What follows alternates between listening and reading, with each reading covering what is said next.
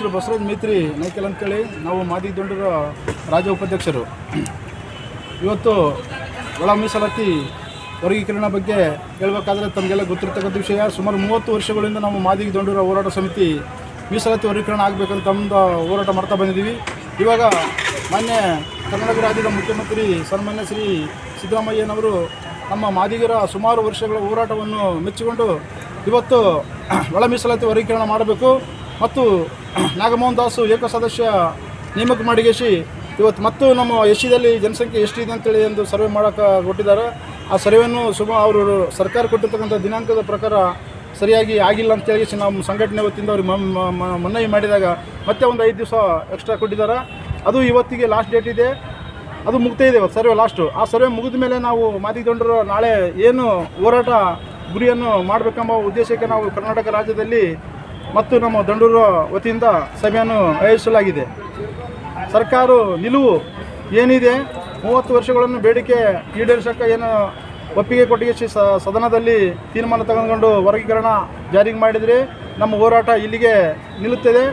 ಇಲ್ಲೂ ಮತ್ತು ಯಾವುದೇ ಒಂದು ನೆಪ ಒಟ್ಟಿಗೆ ಮತ್ತೆ ಬೇರೆ ಬೇರೆ ಒಂದು ನೆಪ ಒಟ್ಟಿಗೆ ಅದು ಮುಂದೆ ಹಾಕ್ಯಂತ ಹೋದರೆ ಅದಕ್ಕೆ ನಾವು ಮುಂದಿನ ಈ ಹೋರಾಟ ಇಡೀ ಕರ್ನಾಟಕ ರಾಜ್ಯದಾಗ ಉಗ್ರವಾದ ಹೋರಾಟ ಮಾಡಿ ನಮ್ಮ ವರ್ಗೀಕರಣ ಪಡಿತೀವಿ ಎಂಬ ಒಂದು ಸ್ತಪವನ್ನು ಮಾಡಿದ್ದೇವೆ.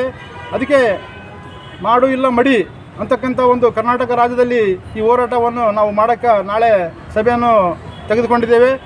ಸರ್ಕಾರ ನಿಲುವನ್ನು ತಿಳಿದುಕೊಂಡು ನಾವು ಮುಂದಿನ ಉಗ್ರ ಹೋರಾಟ ಮಾಡಲು ಎಲ್ಲ ನಮ್ಮ ಸಮಿತಿ ವತಿಯಿಂದ ತೀರ್ಮಾನ ತೆಗೆದುಕೊಂಡಿದ್ದೇವೆ.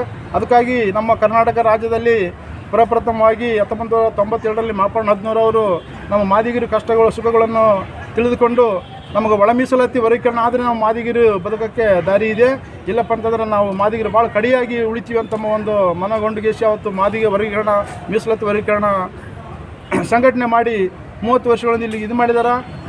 ಮಾಪಣ್ಣ ಹದಿನೂರವರು ಡಿಸೆಂಬರಲ್ಲಿ ಅವರು ದಿವಂಗಿತ ಆಗಿದ್ದಾರೆ.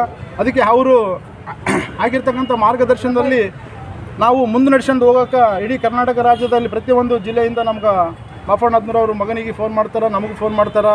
ಅದಕ್ಕೆ ಅವರು ಕರ್ನಾಟಕ ರಾಜ್ಯದಲ್ಲಿ ಮಾದಿಗರು ಅಂತಕ್ಕಂಥ ಹೇಳೋಂಥ ಸಮಯದಲ್ಲಿ ಮಾದಿಗರು ಅಂತ ಘಂಟಘೋಷವಾಗಿ ಹೇಳಿ ನಮ್ಮ ಹಕ್ಕುಗಳನ್ನು ನಾವು ಪಡ್ಕೋಬೇಕೆಂಬ ಒಂದು ಮಾರ್ಗದರ್ಶನ ಹಾಕಿಕೊಟ್ಟಿರ್ತಕ್ಕಂಥ ಮಾಪಣ್ಣವರ ಆಶೆಯನ್ನು ಈಡೇರಿಸೋಕ್ಕೆ ಇವತ್ತು ಕರ್ನಾಟಕ ರಾಜ್ಯದಲ್ಲಿ ನಾವು ಎಂಥೇ ಪ್ರಾಣ ತ್ಯಾಗ ಮಾಡಿ ಆದರೂ ನಾವು ವರ್ಗೀಕರಣ ಪಡಿತೀವಿ ಅಂತಂಬ ಒಂದು ಛಲವನ್ನು ಇಟ್ಟುಕೊಂಡು ಈ ಸಂಘಟನೆಯನ್ನು ಮುನ್ನಡೆಸ್ಕೊಂಡು ಹೋಗುತ್ತೇವೆ.